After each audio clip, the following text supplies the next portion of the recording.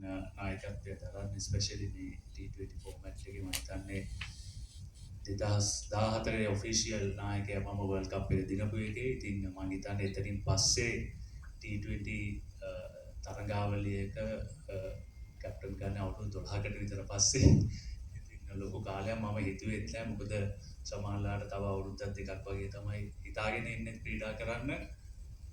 නමුත් මේක ලොකු අවස්ථාවක් විශේෂයෙන්ම මට එකක් මේ කළමනාකාරීත්වයත් එකට ඉඳලා වැඩ කරන්න පුළුවන්. ඒ වගේම අපේ යම් ප්ලේයර්ස්ලා ඉන්නවා.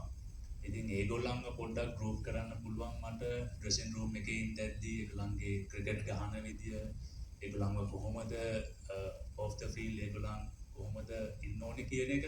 ඉතින් මම හිතන්නේ ඒක මට ලොකු දෙයක්. මොකද මගේ අවසාන කාලේ මට කවුරු හරි ප්ලේයර් කෙනෙක් දෙන්නෙක් හදලා යන්න පුළුවන් නම් ඒක තමයි මම හිතන්නේ මම මේ නායකත්වයෙන් බලාපොරොත්තු වෙන්නේ.